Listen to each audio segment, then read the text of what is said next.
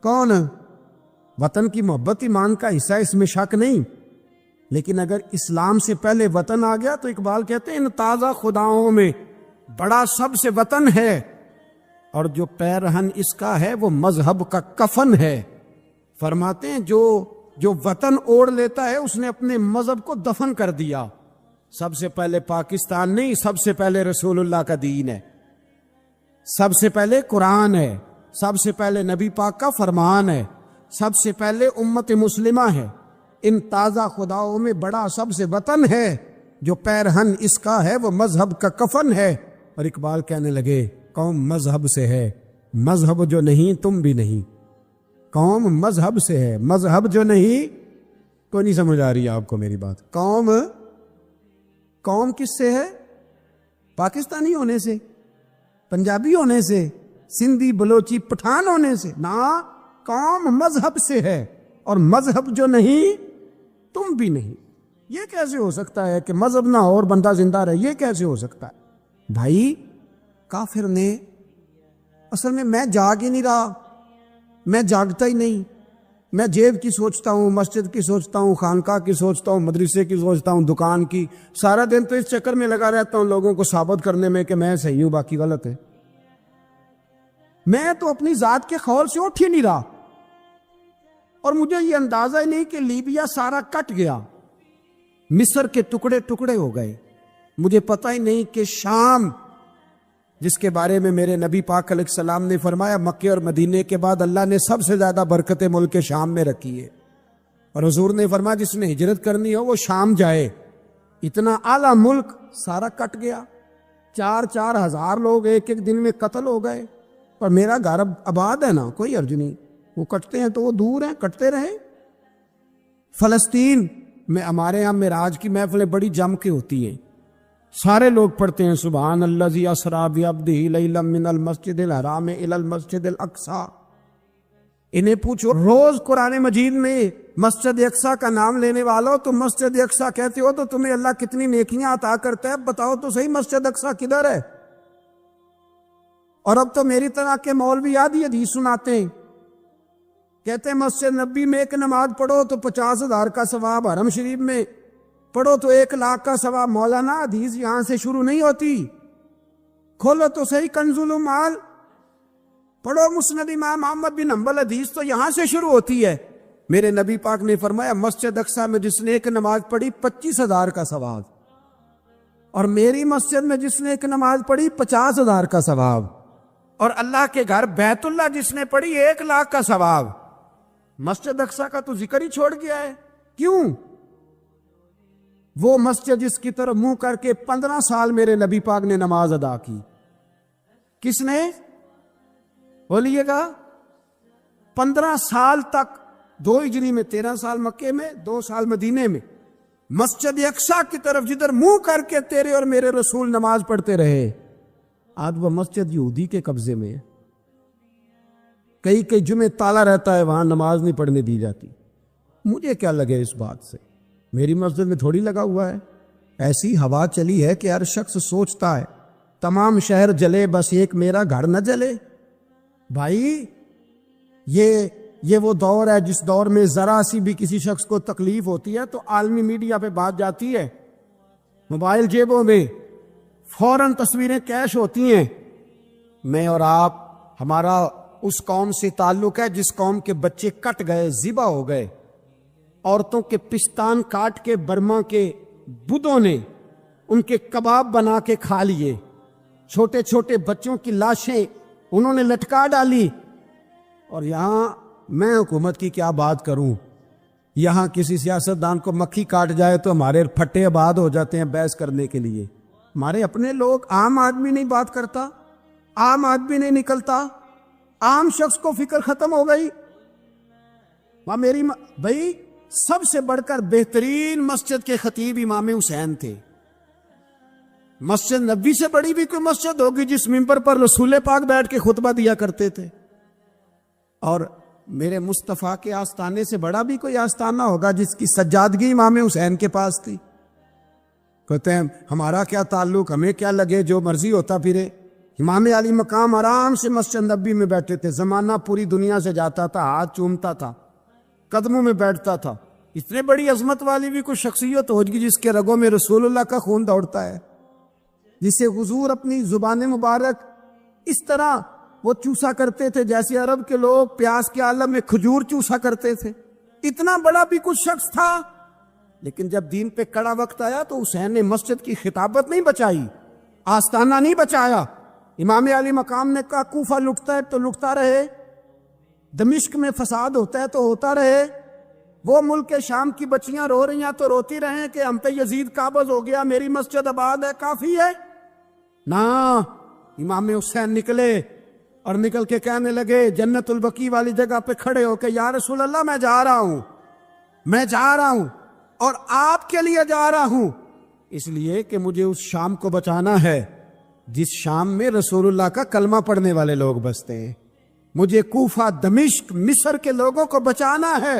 نانا تیرے کرم کے خزینے کی خیر ہو، میں جا رہا ہوں تیرے مدینے کی خیر ہو۔ نکل کھڑے ہوئے امام علی مقام، میدان میں نکلے، کس کے خلاف؟ کون تھا؟ یزید مسلمان تھا۔ اس وقت تک تو سب نے مسلمان لکھا ہے، جس نے کافر کہا شہادت امام حسین کے بعد کہا۔ جرم کیا تھا؟ میری گردن جھک جاتی ہے جب میں یہ بات کرتا ہوں، ایمانداری سے کہہ رہا ہوں، جوش خطابت نہیں، میری گردن جھکتی ہے جب میں یہ لفظ ادا کرتا ہوں۔ امام علی مقام اس شخص کے خلاف نکلے، سارے خطبے امام حسین کے پڑھ کے دیکھو۔ امام حسین نے فرمایا یزید شرابی ہے، شرابی مسلمانوں کا حکمران ہو سکتا؟ آپ نہ بولیں بے شک، پر بات تو سچی ہے نا۔ امام حسین نے فرمایا شرابی کو ووٹ دیا جا سکتا؟ فرمایا رنڈیوں کا ناچ دیکھتا ہے جو مجرے دیکھے، جو رنڈیوں کے ناچ دیکھے وہ مسلمانوں کا حکمران ہو سکتا؟ امام حسین میدان میں نکلے اور 18 سال کے علی اکبر سے لے کر 6 مہینے کا علی اصغر دے دیا، لیکن شرابی کو برداشت، بے حیا کو برداشت تو میں کیسے کرتے؟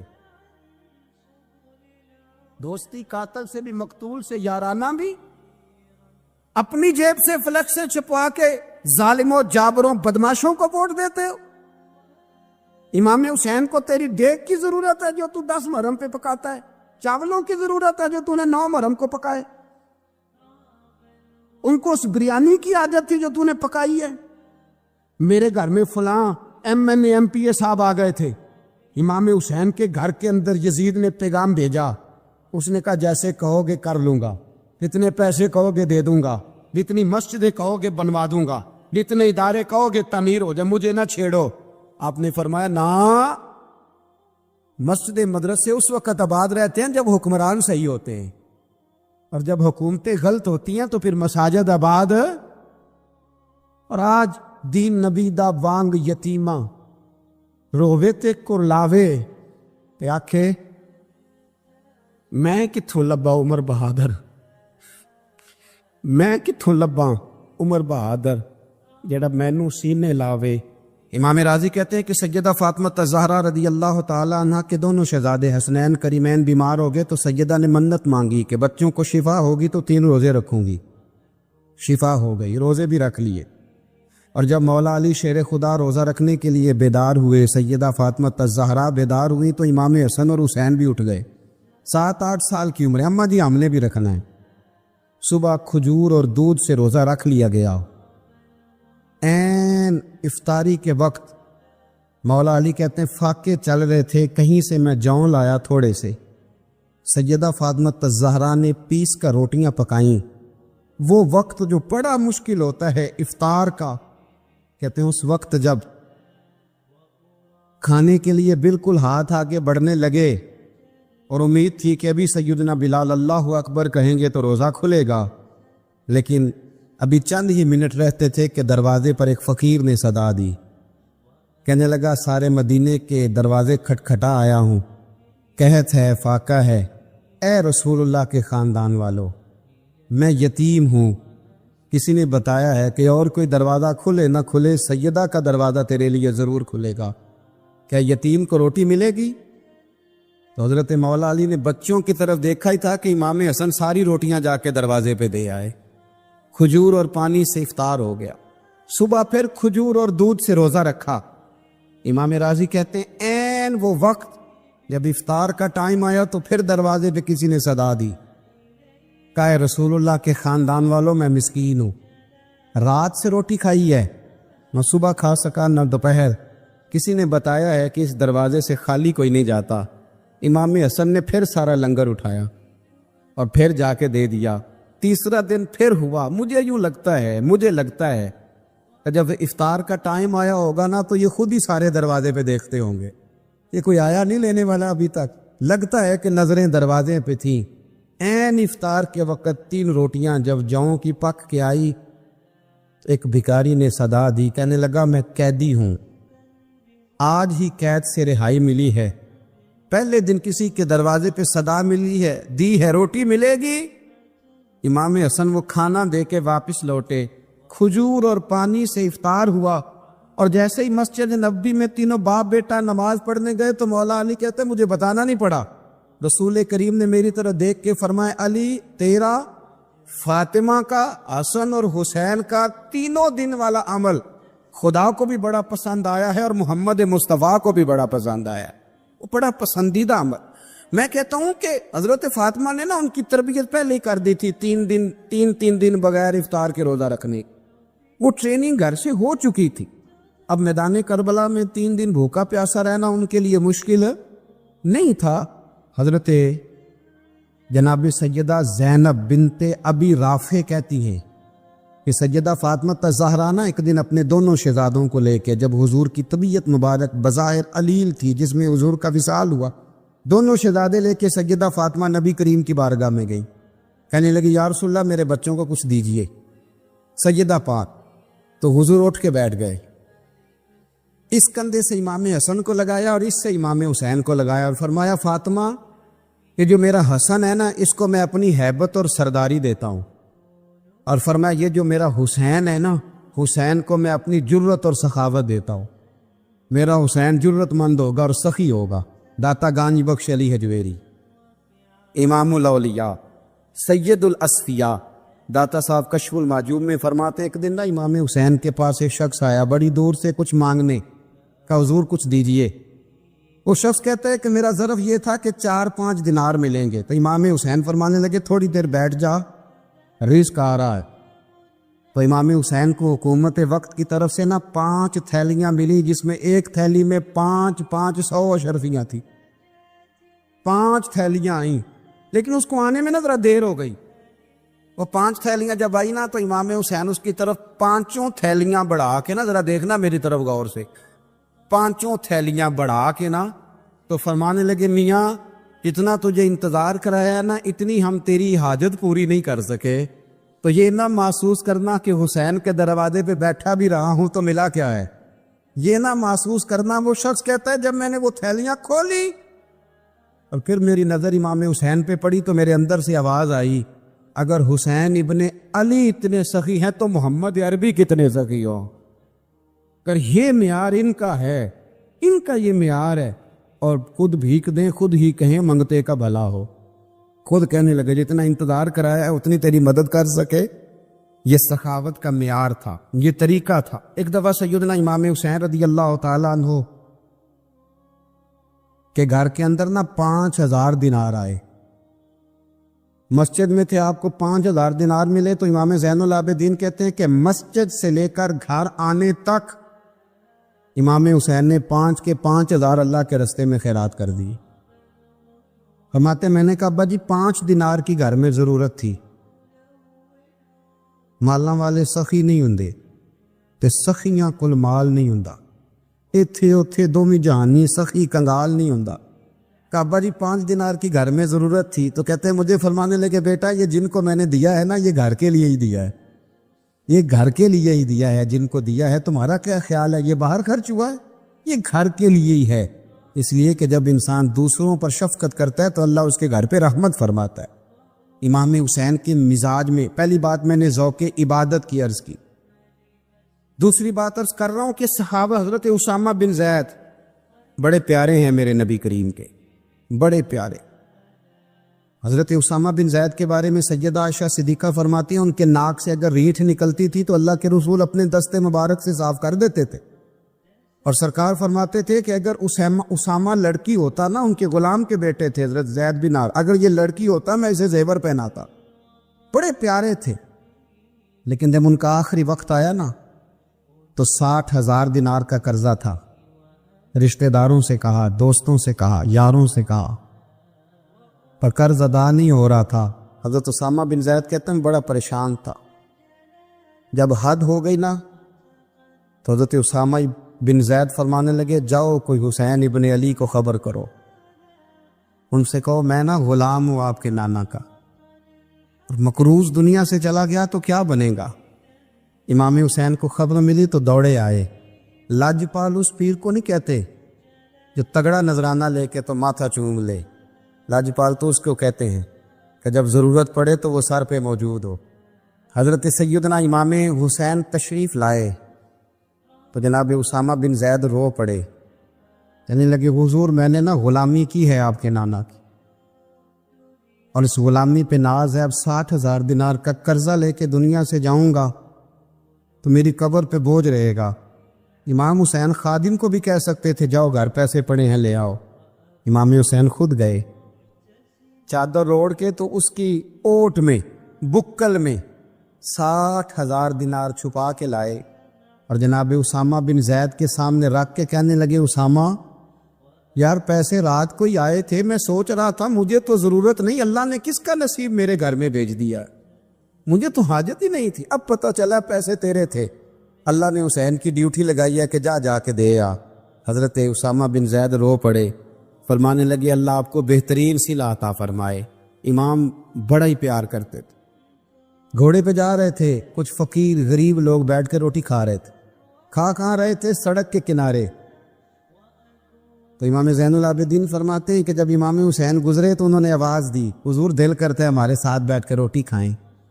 کائنات کے مالک و مختار کے نواسے اور دنیا کے سب سے بڑے شہزادے گھوڑے سے اترے اور غریبوں کے ساتھ سڑک پہ بیٹھ گئے، روٹی کھانے لگے اور دیر تک کھاتے رہے، اور جب فارغ ہو گئے تو فرمانے لگے کھانے کی ضرورت بھی نہیں تھی، حاجت بھی نہیں تھی، پر تم نے آواز دی تو دل رکھنے کو بیٹھ گیا تھا، اگر اجازت دے تو چلا جاؤں۔ یہ مزاج تھا، یہ طبیعت تھی۔ آپ کے ایک بھائی ہیں چھوٹے، حضرت محمد بن حنفیہ نام ہے، حضرت مولا علی شیر خدا رضی اللہ تعالیٰ عنہ کی دوسری بیوی سے۔ ایک دن حضرت امام حسین ان کے گھر میں بیٹھے تھے تو کسی بات میں نا اختلاف رائے ہو گیا، تو امام علی مقام ناراض ہو گئے، فرمایا آج کے بعد تیرے گھر نہیں آؤں گا،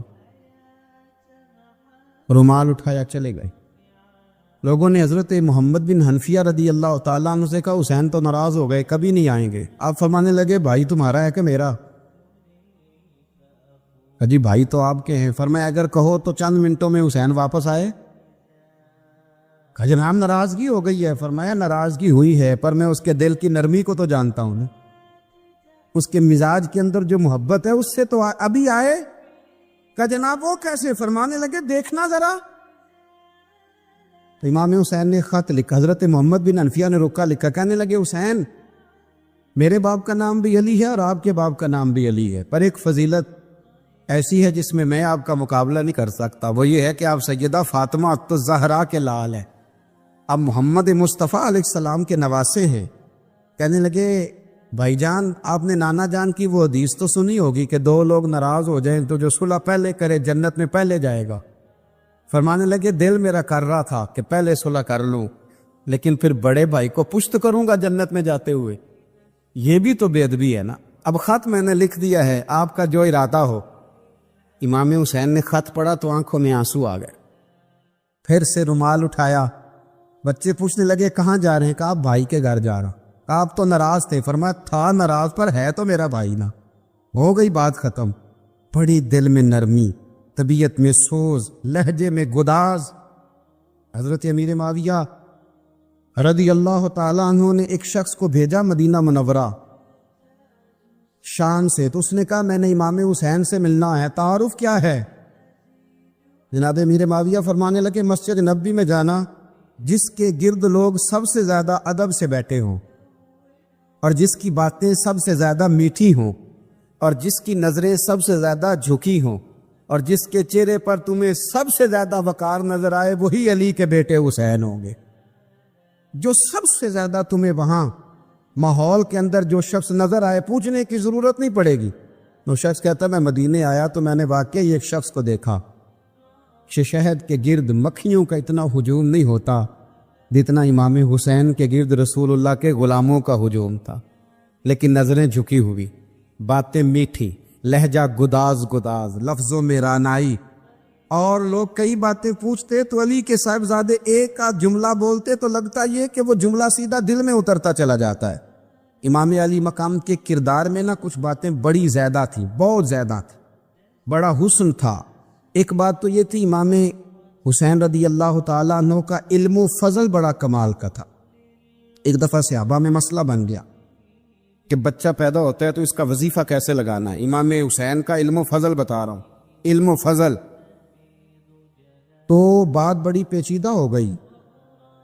حضرت عبداللہ ابن زبیر کے پاس لوگ آئے، کہنے لگے کہ آپ بڑے صاحب علم و فضل ہیں، آپ نے حضور علیہ الصلوۃ والسلام کے ساتھ وقت گزارا ہے، تو مسئلے کو حل کریں کہ بچہ پیدا ہونے کے بعد حکومت اگر وظیفہ لگائے گی تو کب لگائے گی. جب بحث طول پکڑ گئی، مسئلہ حل نہیں ہوتا تھا، تو حضرت عبداللہ ابن زبیر کہنے لگے ہم سے نہیں حل ہوگا. ایک بندہ ہے جس کے سینے میں رسول اللہ صلی اللہ تعالی علیہ وسلم کے نور نبوت کا فیضان ہے، وہ یہ مسئلہ حل کریں گے. تو کہا وہ کون سے؟ آپ فرمانے لگے جب ہم سے مسائل حل نہیں ہوتے تو ہم ان کے علم سے فائدہ اٹھاتے ہیں. کہا کون ہے؟ کہا جناب امام حسین. تو لوگ حضرت امام حسین کے پاس گئے کہ حضرت یہ ایک مسئلہ الجھ گیا ہے کہ بچہ پیدا ہو تو وظیفہ کب لگانا ہے. فرمایا الجھنے والی بات ہی کوئی نہیں، پیدا ہونے کے بعد جب وہ پہلی دفعہ آواز نکالے تو اس کا وظیفہ لگا دو. اس کا مطلب یہ ہے کہ وہ دنیا میں آ گیا ہے، اس نے اپنے آنے کا اظہار کر دیا ہے، اعلان کر دیا ہے، اب اس کا وظیفہ لگا دو. تو اس پر پھر صحابہ کا اتفاق ہو گیا. امام حسین کے علم سے، فضل سے لوگ فیض اٹھاتے تھے. حضرت سیدنا امام حسین کی شہادت کے بعد حضرت عبداللہ ابن زبیر رضی اللہ تعالیٰ عنہ نے قاتلان حسین سے خطاب کیا اور فرمانے لگے اللہ کی قسم تم نے اس شخص کو شہید کیا ہے جو راتوں کو لمبے لمبے قیام کرتا تھا، اور تم نے اس شخص کو شہید کیا ہے جس سے میں دن میں جب بھی ملتا تھا تو وہ روزے سے ہوتا تھا. تم نے اس شخص کو شہید کیا جو قائم اللیل تھا، صائم الدہر تھا.